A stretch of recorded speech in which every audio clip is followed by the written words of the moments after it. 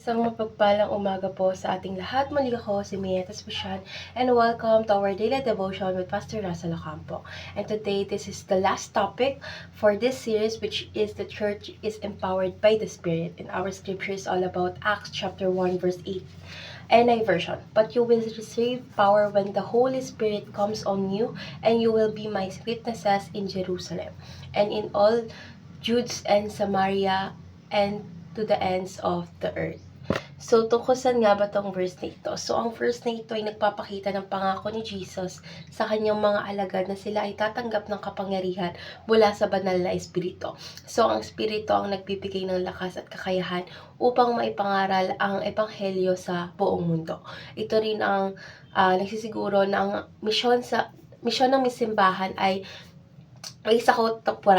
maisakatuparan sa pamamagitan ng kanyang presensya at gabay.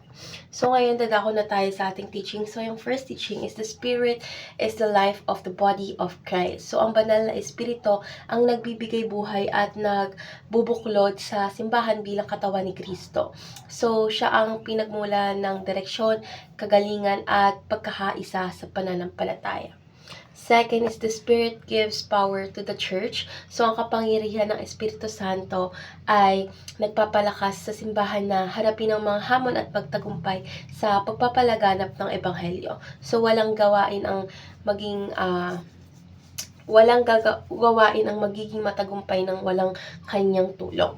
Last teaching is the Spirit spreads the gospel. So, sa pamamagitan ng banal na Espiritu, naaabot ng simbahan ang mga tao mula sa iba't ibang lugar at kultura.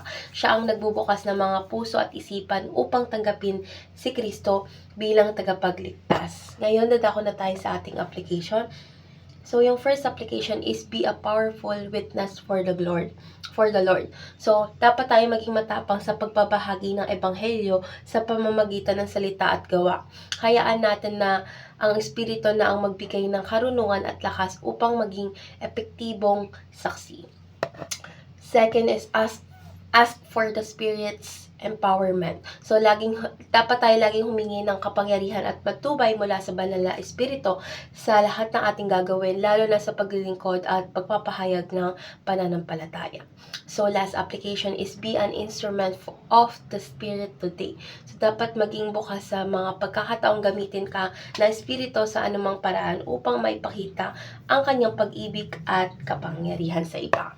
So, ngayon dadako na tayo sa ating last part, which is our discussion. And our discussion talks about what is the Spirit leading you to do today. So, para sa akin, maaari ang Espiritu is nangunguna sa akin upang magbahagi ng salita ng Diyos sa isang kaibigan, tumulong sa nangangailangan o magsimula ng isang gawain para sa simbahan. So, ang kanyang paggabay ay nagbumula sa ating pakikinig at pananalangin. So, ano ang sinasabi ng Espiritu sa iyong puso? So, let's pray na po. Banal na Espiritu, salamat sa iyong kapangyarihan na nagbibigay buhay at lakas sa simbahan. Lord God, gamitin mo kami bilang mga saksi ng iyong pag-ibig at katotohanan.